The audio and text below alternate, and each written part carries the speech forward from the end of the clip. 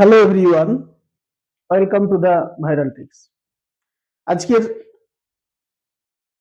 যে ভিডিও, এই ভিডিওটা কিন্তু সবার জন্য নয়। ভিডিওটা মূলত যারা অঙ্কে তুলনামূলক দুর্বল অথচ কম্পিটিশন পরীক্ষা দিবে তাদের জন্য। এই ভিডিওর মাধ্যমে আমি এটাই বোঝাতে চাইছি, যারা অঙ্কে দুর্বল তাদের ভয় পাওয়ার কিছু নেই।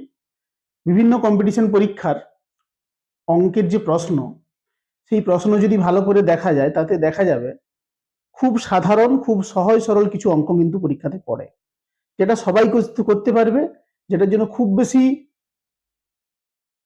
কঠোর পরিশ্রমেরও প্রয়োজন নেই। কিছু ছোটখাটো জিনিস জানলে, একটু পড়াশোনা করলেই সেই ধরনের প্রশ্নের উত্তর করা যায়। সেই রকম মোট 10টি প্রশ্নের আজকে আমি উত্তর করব বা প্রশ্নগুলো নিয়ে আলোচনা করব, যেগুলো বিগত বছরে মূলত এগুলো রেলের পরীক্ষাতে পড়েছে, রেলের গ্রুপ ডি বা এনটিপিসিতে পড়েছে, অন্যান্য পরীক্ষাও পড়েছে। আমি প্রশ্নপত্র রেলের গ্রুপ ডির প্রশ্নপত্র থেকে নিয়েছি, তাই গ্রুপ ডির কথাই বলছি। প্রত্যেক কম্পিটিশন পরীক্ষায় কিন্তু এরকম সহজ সরল অঙ্ক কিন্তু কিছু থাকে, যেগুলো মুখে মুখে উত্তর করে দেওয়া যায় বা একটু ছোটখাটো ক্যালকুলেশন করলে করা যায়। অর্থাৎ যারা সাধারণ মানের ছাত্র, যাদের অঙ্কের প্রতি ভীতি আছে, অঙ্কে যারা তুলনামূলক দুর্বল, তারা কিন্তু সহজেই এগুলো করতে পারবে। অতএব খুব ভয়ে ভীত হওয়ার কিছু নেই। আর অঙ্কের প্রতি একটা দুর্বলতা সব দিনই তৈরি হয়ে যায় যে না, আমার জন্য বোধহয় অঙ্ক নয়, আমি করতে পারবো না। প্রশ্ন দেখেই, প্রশ্নটাকে ভালোভাবে না দেখে হালকাভাবে নেয়, নতুন প্রশ্ন দেখেই ছেড়ে চলে যায়। কিন্তু খুব সহজ সরল কিছু প্রশ্ন থাকে, একটু ভালো করে দেখলেই সেগুলো কিন্তু সমাধান করা যাবে। সেরকমই আজ গোটা 10 অঙ্ক আমি নিয়েছি গ্রুপ ডির বিভিন্ন বছরের পরীক্ষাতে। বিভিন্ন ধরনের অঙ্ক, যে শুধু সরল অঙ্ক, বর্গমূলের অঙ্ক কিংবা যোগ বিয়োগের অঙ্ক, গুণ ভাগের অঙ্ক, এরকম নয়। বিভিন্ন ধরনের অঙ্ক, সব ধরনের অঙ্কই কিন্তু সহজ সরল কিছু অঙ্ক পড়ে, বিভিন্ন পরীক্ষায় বিভিন্ন সময় পড়ে। কোনো সময় লাভ ক্ষতি থেকে সহজ পড়ে, কখনো সরল করার জন্য মানে সহজ অঙ্ক পড়ে। বিভিন্ন সময় বিভিন্ন জায়গা থেকে সহজ সরল অঙ্ক পড়ে। তাহলে একটু পড়াশোনা করলেই কিন্তু বেশ কিছু প্রশ্নের উত্তর করা যাবে, আর একটু কষ্ট করলে তো কোনো অসুবিধাই নেই। ঠিক আছে, তো যাই হোক, বেশি কথা না বাড়িয়ে সেরকম কিছু প্রশ্ন আমি লিখে নিয়েছি বোর্ডে। আপাতত 5টা প্রশ্ন লিখেছি, পরে আরো 5টা আমি আলোচনা করছি। এই প্রশ্নগুলো আমরা একটু দেখে নিই, কত সহজ সরল এবং কিভাবে সহজে উত্তর করা যাচ্ছে সেটা একটু আলোচনা করি। প্রথম যে প্রশ্নটা আছে, এই প্রশ্নটা রেলের গ্রুপ ডি 2018 সালে পড়েছিল। এই প্রশ্নটা 2022 সালে পড়েছিল। এইটা আবার 2018 সালে পড়েছিল। এইটা 2018 সালে পড়েছিল, এটাও 2018 সালে পড়েছিল। এখন মনে হবে যে সব সহজ সরল প্রশ্নগুলো কি 2018 সালে পড়েছিল? না, মোটেই নয়। এগুলো 2018 সালে বিভিন্ন শিফটে, বিভিন্ন ডেটে যে গ্রুপ ডি এর পরীক্ষা হয়েছে, তাতে কোনো না কোনো শিফটে বা কোনো না কোনো ডেটে পড়েছিল। আমি সেই ডেটগুলো লিখিনি বা শিফটগুলো লিখিনি। একটা প্রশ্নপত্র থেকে নয়, কিন্তু বিভিন্ন প্রশ্নপত্র থেকে প্রশ্নগুলো নেওয়া। ঠিক আছে, এখন দেখা যাক। এখানে আছে √8 +2√15 ইন্টু 8 - 2√15। যারা একটু অঙ্ক জানে তারা দেখেই বুঝতে পেরে গেছে অঙ্কটা কি হবে, কিভাবে করতে হবে। যারা দুর্বল তুলনামূলক তাদের জন্য বলি, এখানে 8টাকে যদি আমরা এ ধরি আর 2√15টাকে আমরা যদি বি ধরি, তাহলে কি হয়? a plus B into A minus B. A plus B into A minus B, বীজগণিত একটি সূত্র আছে, A plus B into A minus B সমান A square minus B square হয়। A square minus B square মানে কি? তাহলে 8 square. 8 square মানে কত? 64 মাইনাস 2√15 স্কোয়ার। 2 এর স্কোয়ার 4 আর √15 স্কোয়ার 15, তাহলে 4 15 হয় 60। এদের মাথায় কি আছে? √ওভার আছে, দিয়ে দিলাম। এদের দুজনকে বিয়োগ করলে কত হয়? 4। 4 এর বর্গমূল কত হয়? 2। আমাদের সঠিক উত্তর হয়ে গেল অপশন বি। কি অঙ্কটা কি খুব কঠিন? মোটেই নয়, সবাই করতে পারবে। আরো একটা প্রশ্নে যাওয়া যাক। পরের যে প্রশ্ন 2022 সালে পড়েছে, এটা তো মুখে মুখে হবে, এখানে তাও একটু ক্যালকুলেশন করলাম, এখানে কিছুই করার দরকার হবে না। এখানে এই যে রুটের ভিতরে আবার রুট, তার ভিতরে আবার রুট, এটা দেখে অনেকে ভয় করে, কিন্তু এই ধরনের অঙ্ক শেষের দিক থেকে করে আসতে হবে। এখানে 6 আর 3 যোগ করলে কত হয়? 9। 9 এর বর্গমূল কত? 3। 19 থেকে যদি 3 বিয়োগ করে দিই কত হয়? 16। 16 যদি বর্গমূল করি কত হয় 4। আচ্ছা 21-এর সঙ্গে যদি এই 4টা যোগ করে দিই কত হয় 25। 25-এর যদি বর্গমূল করি কত হয় 5। ব্যাস আমাদের উত্তর চলে আসলো। উত্তর হলো অপশন সি, অর্থাৎ 5 হলো আমাদের সঠিক উত্তর। ব্যাস। এর পরের প্রশ্ন 2018 সালের আরেকটি প্রশ্ন। এখানে দেওয়া আছে জিজ্ঞাসা চিহ্ন √, জিজ্ঞাসা চিহ্ন বাই 3136 মাইনাস 1/2। এটা যদি হয় তাহলে এই জিজ্ঞাসা চিহ্ন জায়গায় কি হবে? এটা করতে গেলে কি করতে হবে? উভয় পক্ষে বর্গ করে দিতে হবে, রূপটা প্রথমে তুলে দিতে হবে, না হলে অসুবিধা হবে। তাহলে রূপটা যদি আমরা তুলে দিই, রূপটা তুলে দিলে এখানে কি পাবো? জিজ্ঞাসা চিহ্ন পাবো, আর তার নিচে পাবো 3136, আর এইদিকে কত হয়ে যাবে 1, 1-এর বর্গ 1, আর নিচে 2-এর বর্গ 4। তাহলে এরপরে এইটার সঙ্গে এইটা সমান মানে কি? 4-এর যত গুণ এইটা 1-এর তত গুণ এখানে বসবে। তার মানে সোজা কথায় আমাকে এই 3136-কে 4 দিয়ে ভাগ করতে হবে। 3136-কে যদি 4 দিয়ে ভাগ করি, মুখে মুখে ভাগ করতে পারলে ভালো, না হলে একটা রাফ ক্যালকুলেশন করে নিলে সহজে চলে আসবে। আমি মুখে মুখেই করছি। এখানে 31-কে যদি 4 দিয়ে ভাগ করি, 4 7 28, 3 থাকলো 33, 4 8 32, 1 থাকলো 16, 4 4 16, মানে আমাদের হয়ে গেল 784। অর্থাৎ 784 কেন বলছি না, এইটাকে 4 দিয়ে ভাগ করলে কি হচ্ছে 784 হচ্ছে। 4-এর 784 গুণ হচ্ছে এইটা, 1-এ 784 গুণ কত হবে? 784 হবে। অর্থাৎ জিজ্ঞাসা চিহ্নের জায়গায় আমাদের উত্তরটা হবে 784, অর্থাৎ আমাদের সঠিক উত্তর হবে অপশন সি। হয়ে গেল। এরপরে চলে যাই পরের অঙ্কে। 2018 সালের গ্রুপ ডিতে পড়েছিল 1 পূর্ণ 3/11 এর বর্গ কত হবে?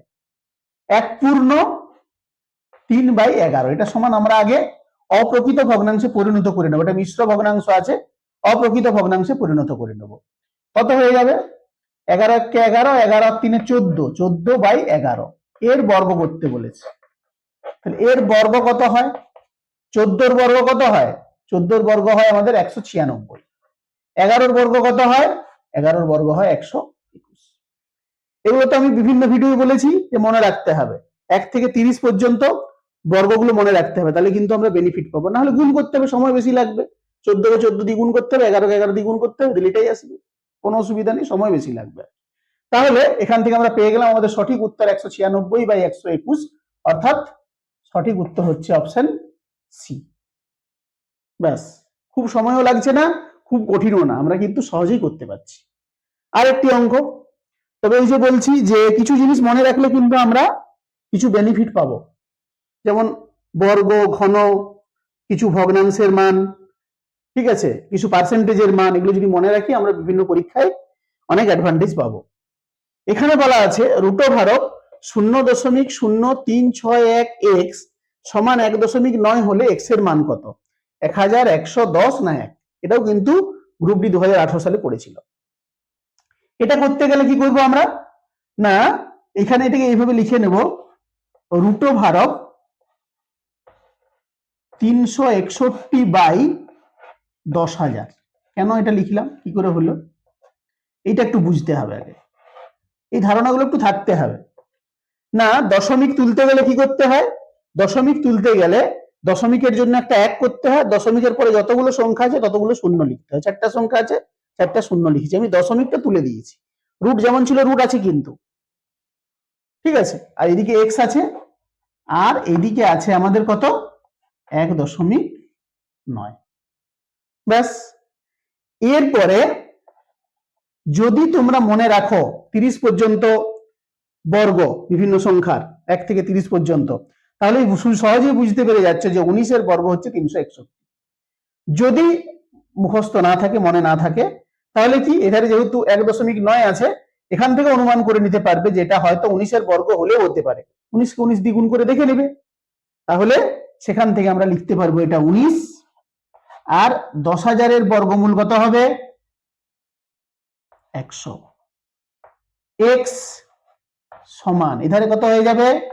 19/10। দশমিকটা তোলার জন্য এখানে 1.9 ছিল আমাদের, এই শূন্য কেটে যাচ্ছে, এই 19-এ কেটে যাচ্ছে, x/10 সমান 1 হয়ে যাচ্ছে, আরে আরে গুণ করে দিলে x সমান হয়ে যাচ্ছে 10। অর্থাৎ এটাও আমাদের সঠিক উত্তর হবে অপশন সি। কত সহজ প্রশ্ন কিন্তু কম্পিটিশন পরীক্ষায় পড়ে, আমরা কিন্তু অবহেলা করি, গুরুত্ব দিই না, ভালো করে দেখি না, ফলে কিন্তু অনেক সময় করতে পারি না বা ভুল করি। সবার জন্য নয়, যারা সাধারণ মানের ছাত্র, অঙ্কে যারা দুর্বল, আমি তাদের কথা বলছি। তোমরা একটু ভালো করে সচেষ্ট হও, দেখো অনেক সহজেই কিন্তু এই ধরনের অঙ্ক করে আসতে পারবে এবং অঙ্কে একটা ভালো নাম্বার পাবে, যেটা তোমাদের কম্পিটিশন পরীক্ষায় তোমাদেরকে একটা ভালো জায়গা দেবে। যাই হোক, 5টা প্রশ্ন করলাম, আরো 5টা করছি, চলো দেখে নেওয়া যাক।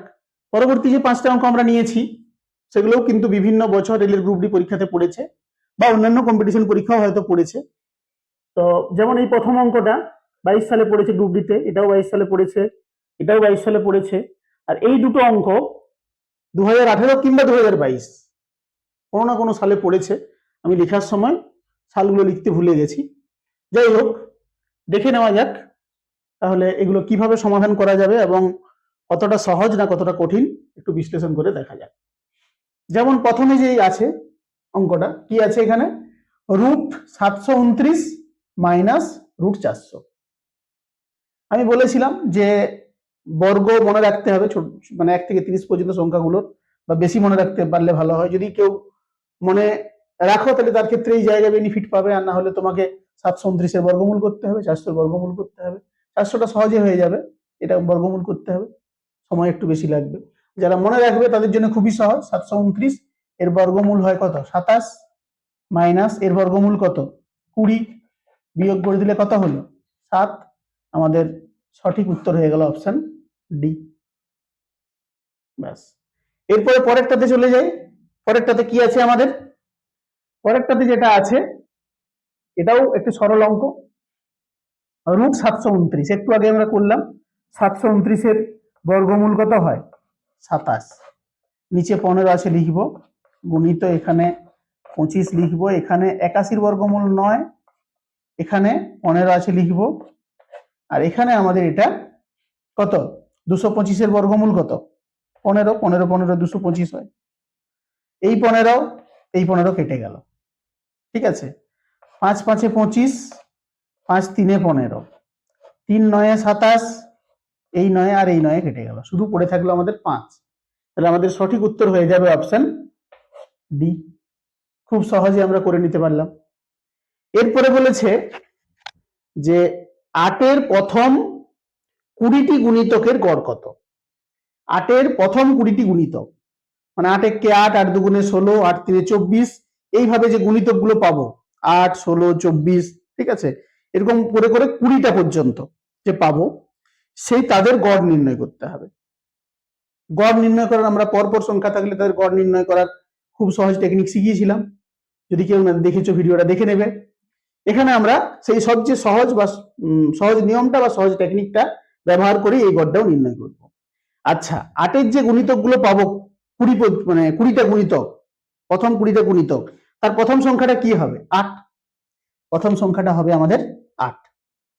আচ্ছা, শেষ সংখ্যাটা কি হবে, শেষ সংখ্যা মানে 8-কে 1 দিয়ে গুণ করলে প্রথমটা পাচ্ছি, তাহলে 8-কে নিশ্চয়ই 20 দিয়ে গুণ করলে আমরা শেষটা পাবো।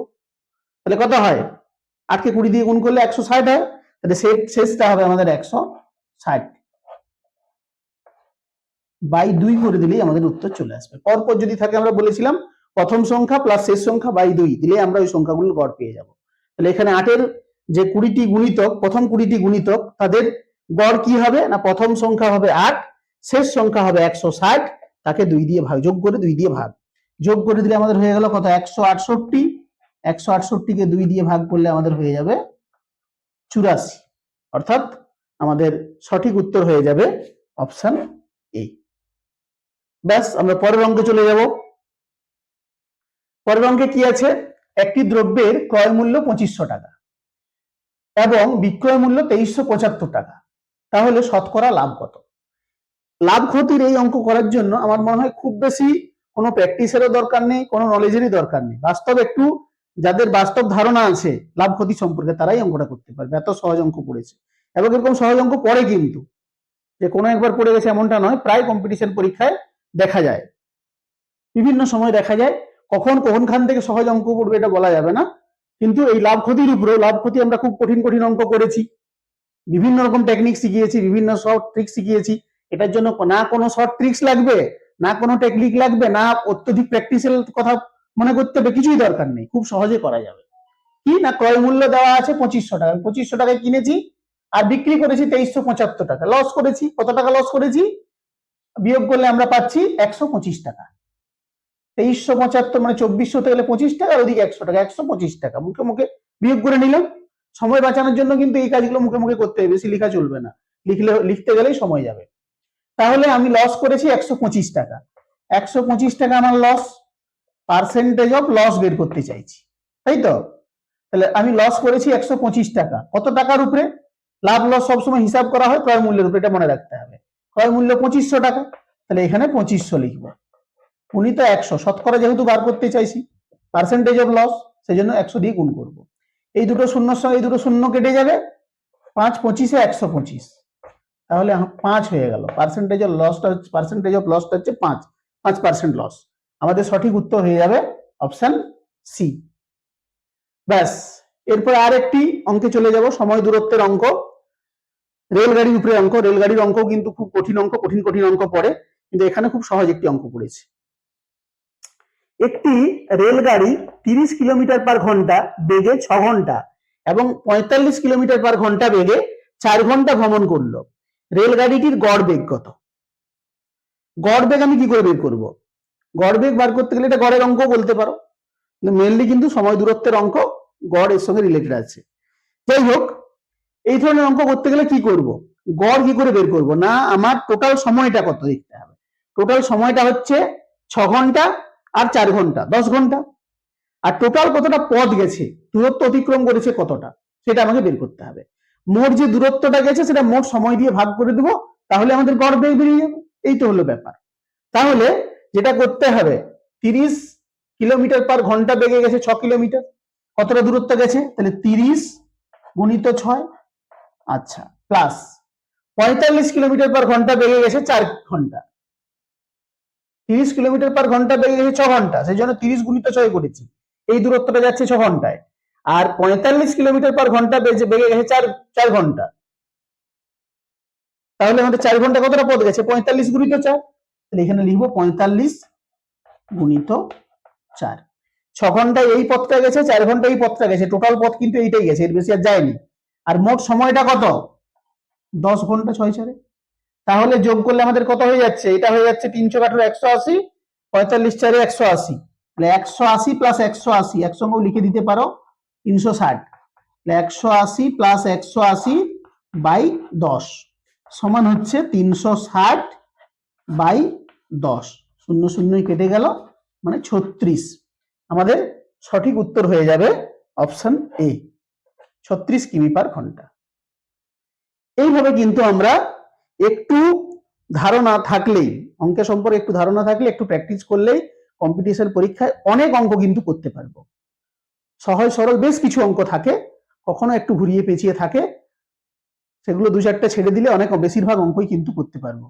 অতএব যারা অঙ্কে দুর্বল, অঙ্কের প্রতি যাদের ভীতি আছে, আমি তাদেরকে বলবো তারা কিন্তু বিভিন্ন বিগত বছরের প্রশ্ন দেখো, সব প্রশ্ন কিন্তু কঠিন প্রশ্ন নয়, সহজ সরল অনেক প্রশ্ন পড়েছে, অবশ্যই করতে পারবে। এবং তোমাদের যদি সাপোর্ট লাগে, আমার পেজে যে ভিডিওগুলো আছে সেগুলো দেখো, আমাকে সেখানে কমেন্ট করো, ডাইরেক্টলি আমাকে মেসেজ করতে পারো আমার মেসেঞ্জারে গিয়ে, আমি সেখান থেকেও তোমাদেরকে হেল্প করব, কোনো অসুবিধা নেই। নিজেরা তৈরি হও, ভালো রেজাল্ট করো, ভালো প্রতিষ্ঠিত হও, অবশ্যই তোমাদের পাশে থাকবো, যতটা হেল্প করা যায় অবশ্যই করব।